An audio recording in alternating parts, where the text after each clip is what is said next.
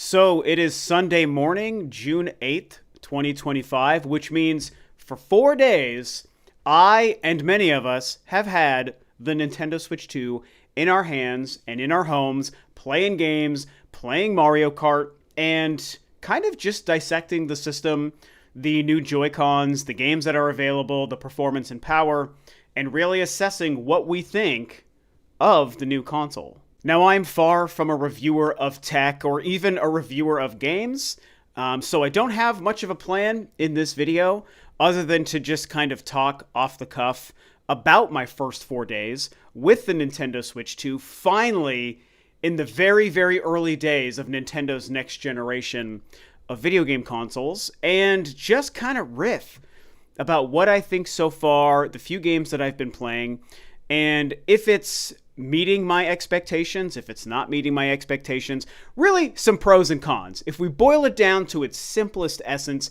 it's kind of a pros and cons kind of a video. And I'll just not bury the lead and tell you right here and now, I love the thing. It is so freaking cool. It is super sleek, a super sexy piece of tech, and I'm sure that there are other handheld PCs that other people think are better for the price or the power and whatever they do, and I don't know anything about those. I have nothing against them. It's just not a side of gaming that I go into.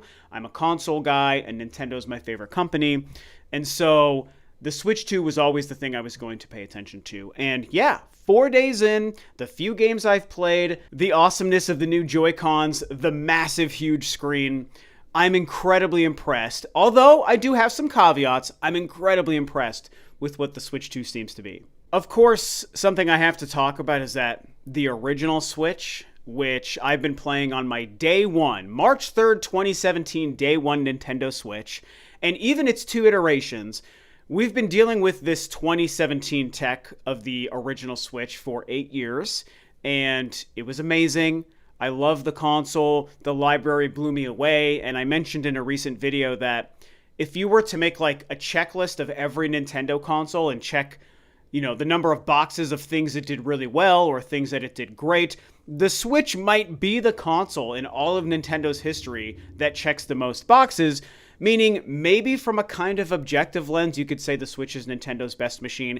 It is far from my favorite. There are several Nintendo consoles that I enjoyed more in their day than I enjoyed the Switch, but the Switch was great. And it still is great because, look, they're going to keep making and selling them and making new games for the Switch for several more years. There will be 2 or 3 years of overlap, which is great. But at the same time, because it's 8-year-old 2017 tech, I don't even care if you're playing on an OLED. Just having a nicer screen and a better battery doesn't really change the architecture of the Switch, right? It's the same basic console, right, from 2017.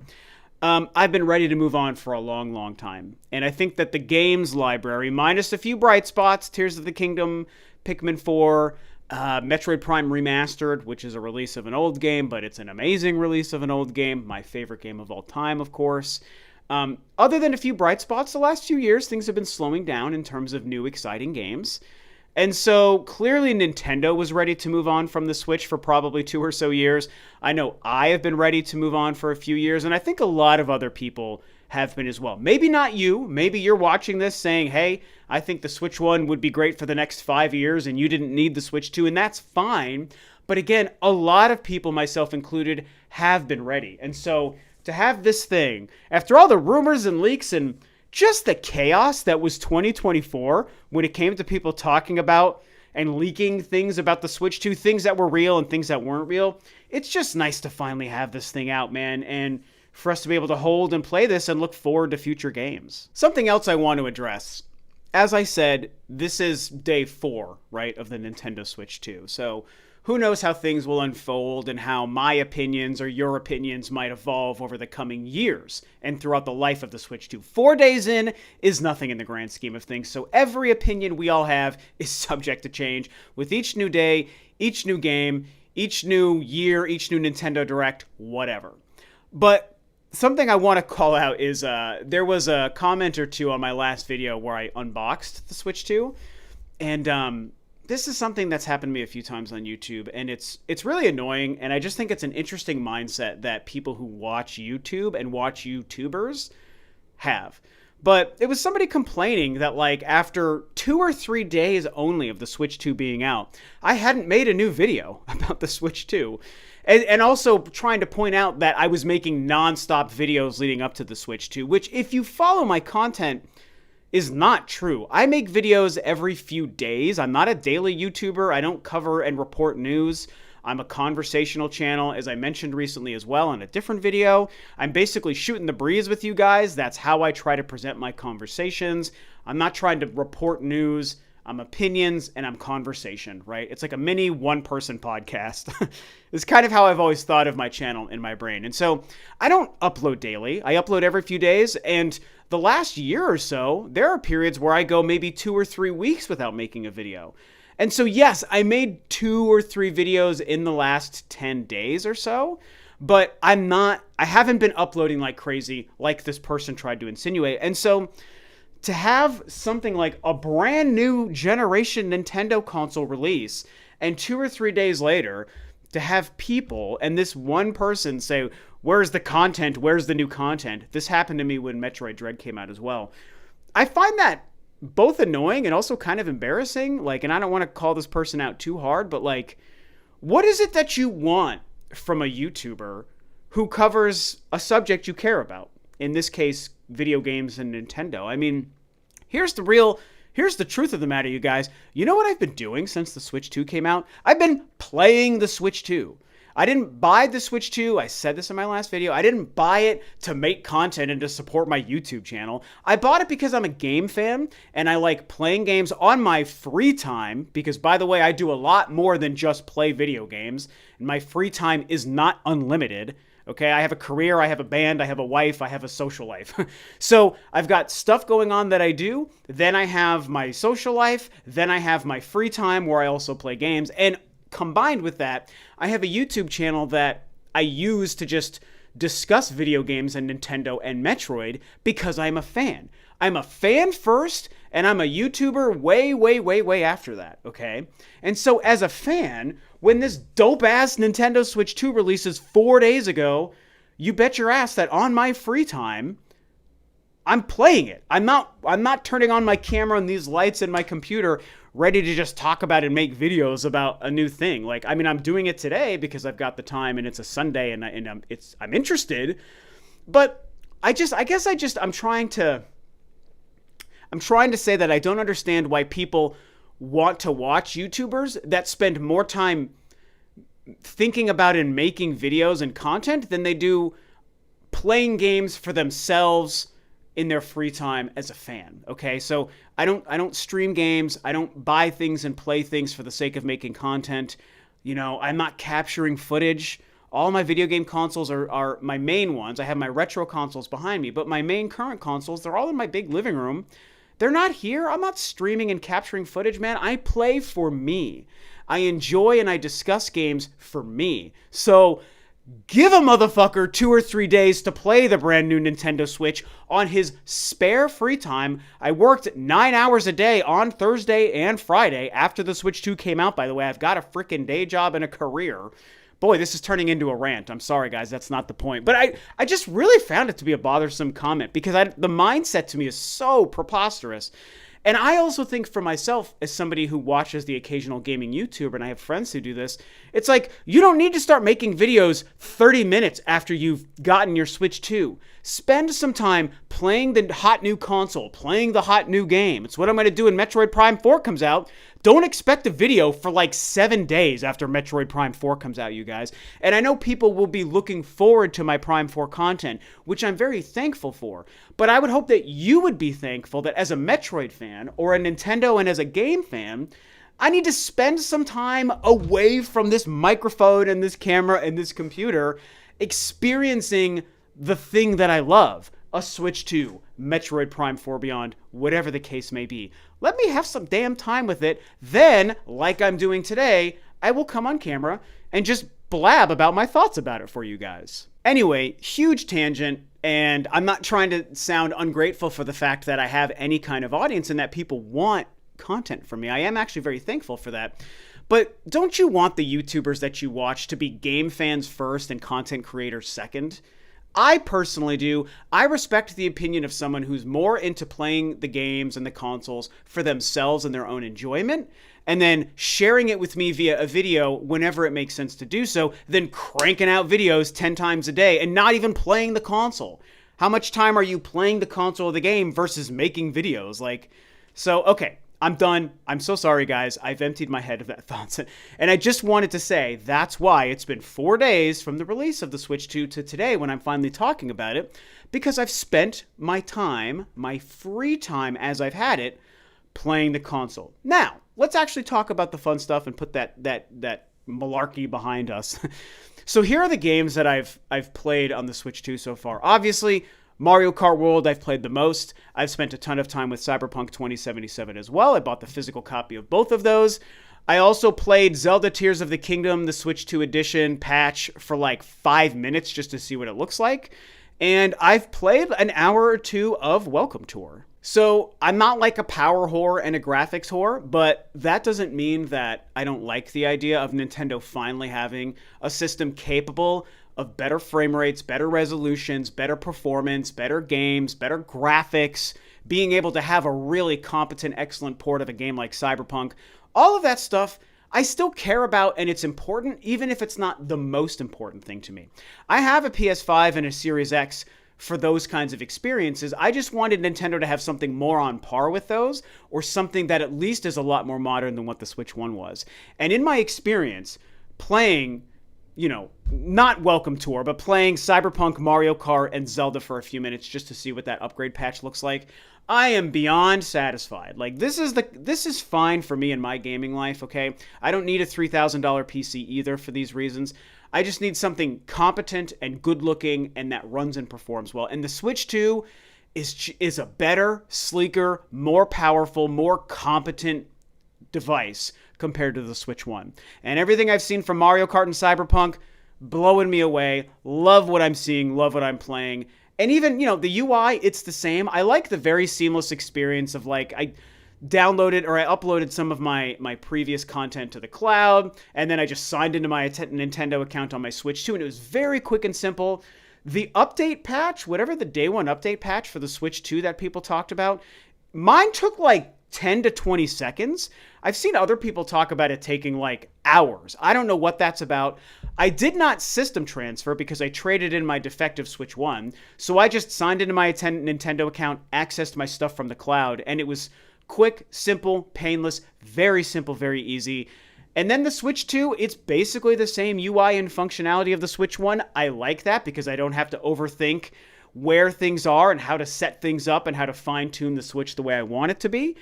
I'm cool with that, man. I don't need all these crazy UIs for your home menus for your consoles. So I really like what the Switch 2 is doing there. Naturally, I'm going to make a video about Mario Kart and Cyberpunk and some of the mouse control stuff. But I have been trying the mouse controls, of course. Mario Kart, look, I'm not going to go into detail with these games.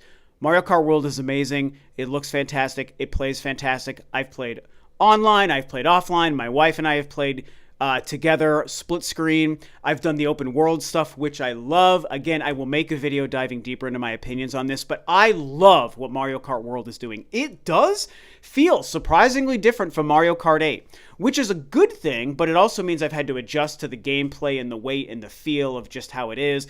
The courses are designed to be a lot bigger and wider and crazier because there's 24 racers, and I do like that.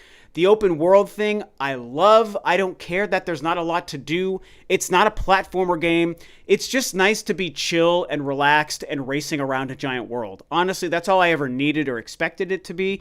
It's not the main feature of the game, so I like that it exists for what it is. And yeah, it's amazing. Mario Kart World is freaking amazing. Cyberpunk? Boy, oh boy, has there been a lot of conversation on the internet around the Switch 2 port of this game. And if you follow me on Twitter, you might have seen some of my tweets getting a lot of traction because I've been posting about it and trying to combat some of the false statements being made about how well and not well it performs. And a lot of other people are talking about it. So the conversation is crazy right now.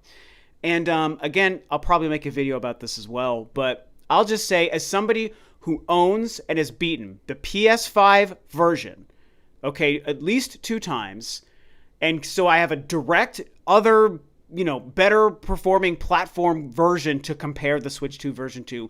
The Switch 2 port is excellent. It is not as good as the PS5 version, and thusly I assume the Series X and PC versions. Of course, you're not supposed to expect it to be as good. But all things considered, how it performs, how it looks, and how it plays, which is most important, it's great. I would say if you looked at like the PS5 version as like the base version, like the standard expectation, I would say the Switch 2, in terms of how it looks, runs, and performs, I would say matches about 85 to 90% of the experience, which is great. I mean, you get 100% of the experience, but yes, they're making some graphical sacrifices here and there, but it looks great, it performs well, it's fantastic handheld, and it's also Cyberpunk, which I'm biased because I love Cyberpunk 2077. Like I said, I've beaten it twice. And I set up the crossplay, so I was able to pull my PS5 most recent save over to my Switch 2, and I have that version to play. It looks pretty great on the TV. It looks pretty great handheld. My preference is to have quality mode on the TV and performance mode on handheld. That's what seems to work best for me. I love what they've done. It is an extremely successful port. It is the same game you'd get on all the other platforms. Highly recommended. Now for the Zelda games, I'm not an NSO expansion pack subscriber, so I just purchased the upgrades for the Switch 2 versions. And again, I played Tears of the Kingdom for like 10 minutes just to experience what it looks like. It's insane. Now it's a last generation game, so obviously improving the performance on something as powerful as a Nintendo Switch 2 probably isn't the biggest feat. But at the end of the day, just the final result, it looks amazing. It's just the frame rate, the clarity, the speed, the animation. It's fantastic. I also tried the Zelda Notes feature, and I was using the map, and I had some of the whatever the lore entries that Zelda will read when you do the thing. And it's a lot of fun. I think that stuff is kind of cool.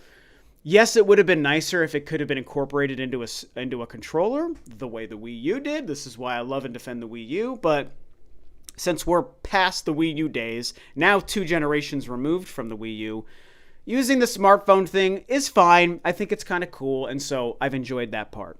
Now let me talk about Welcome Tour for a minute, because I did pick up Welcome Tour because it's like I wanted something that would have mouse-related mini games and, something that is kind of like a tech demo for the console. Even though, yes, it's stupid that they charged for it. It's like, whatever. I got it because I wanted to try it. And it's pretty fun. It's pretty interesting. I guess I don't know what to say about it because it's the idea of treating it like a museum is kind of cool, but it is a lot of reading. It's a lot of like manual related stuff. I mean, we've all talked about this since it was revealed. The problem is the mini game portion. I could see why they would have sold that for $10.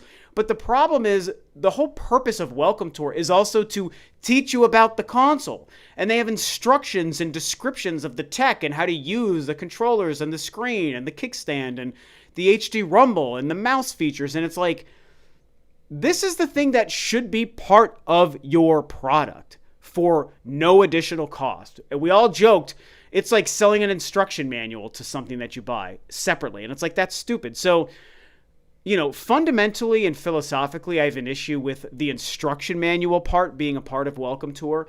But as far as the rest of it, it is kind of fun and goofy to be this little character running around a giant Switch and going up and down stairs and talking to people and playing the actual mini games. That stuff is cool and it's a lot of fun for $9.99. It's interesting, and my wife and I had fun playing it for like an hour or two and unlocking different things. And so I'm not going to recommend you get it unless you want it.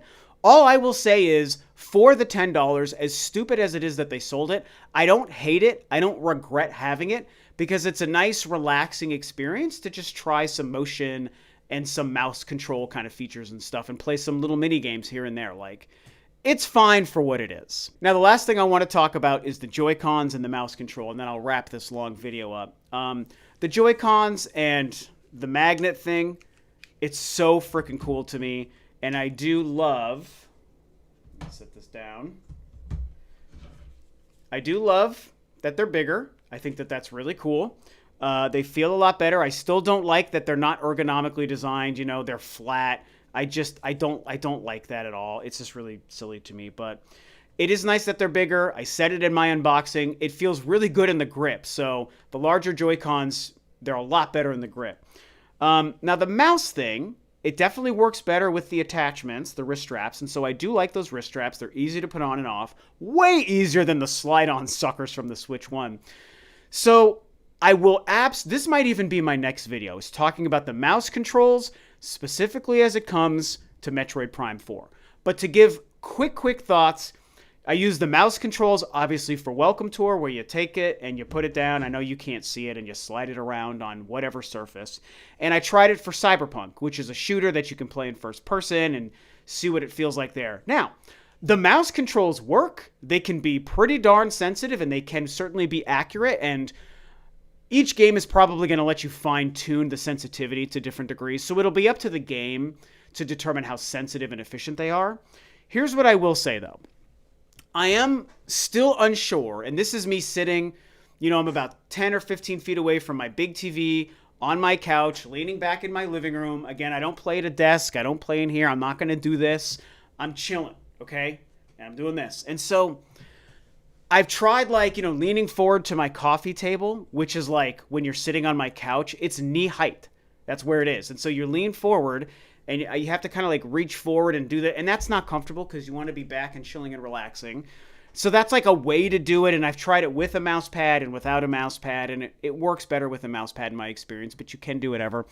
I tried it on a couch cushion to my left, and it works okay on a couch cushion. It works. So I will give them credit. It'll work on a couch cushion, but I also need to play with my right hand, and where I sit optimally, the arm to my couch is here. So I would be sitting like this, and my arm can be up like this, right? And this can be comfortable. And so I tried with and without a mouse pad, placing it here and moving it, and I'm doing this, and it's how is this? And I'm mixed. I love that these things are mice. I love that they're computer mice, right? I love that, and it works, and I want to try and play Metroid Prime 4 that way. I tried it with Cyberpunk. I don't love it. It works. I just don't love it. And it's really still, I haven't found the optimal way. Do I do this? Do I move over a seat cushion and I play with the cushion off, down here? Again, I know I'm off camera, but imagine it's a couch cushion. Do I have to lean forward and do this? Some people say, get a TV tray. And it's bro, a TV tray? I'm going to sit here on a couch and have a TV tray in front of me and be playing like this? Or be playing, I'd still be reaching forward. A TV tray doesn't solve it the way a lot of people try to say. So, I'm not going to go into any more detail because I need to make a video specific to Metroid about it. But I've tried the mouse thing for Welcome Tour and Cyberpunk. It works. It's a cool feature. But if you're not playing on a computer or at a desk, like I'm sitting at my desk right now, if I was playing on my computer and I could use it the way I've got my regular mouse, and if you're not doing that, and most people will be playing either handheld or on a TV sitting on a couch like me, I'm mixed on, let me say it this way. I have not found the optimal, comfortable position to play it in yet, which was always my concern, and I mentioned that months and months ago. I haven't found the optimal position, and I'm still trying to find the best way and surface to use it on. So it's a very, very long, quick topic. Turned out to not be so quick, right? But that's where I'm at with the mouse controls. So it's a huge plus that they exist. It's a huge plus that they seem to work. But my negative, my con, is that I'm still not sure the best way to do it. The only other cons for me is I'm still mixed on what the battery life looks like. I haven't, as I've tested it, docked, and seen how fast or slow it charges, and as I've played it handheld and see how fast the battery depletes, it's I haven't gotten consistent results. Sometimes it seems like the battery in handheld depletes quicker. Sometimes it feels like it depletes lower. When it's in the dock, sometimes it feels like it's charging faster. Sometimes it feels like it's charging slower. I can't really tell. Again, only 4 days, so I'll learn more as I go.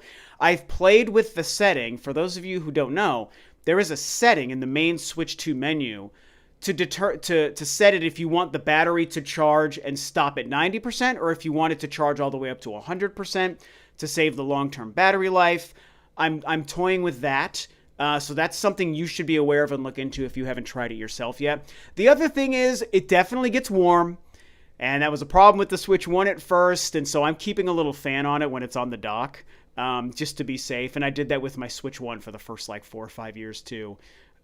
So it gets warm, and that's normal for anything, so it's probably not a huge deal, but it just makes me nervous when it's something you can hold in your hand and you're like, ooh, it's kind of hot. Or when I go up to change a card when it's on the dock, I can kind of feel the heat a little bit. I'm like, ooh, I know it's normal, and it's got a fan, and the dock has a fan, but you feel that heat, and you're just like, oh, I wish it wasn't so hot.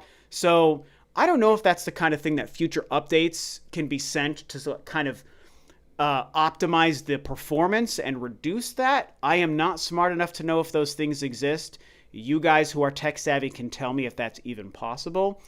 So those are my cons, is figuring out what the battery situation looks like. I don't love the heat, but everything else is great. I love the power. I love the few games I've played. I love the JoyCons. I love the existence of the mouse controls. Jury is still out on how I can use them comfortably yet.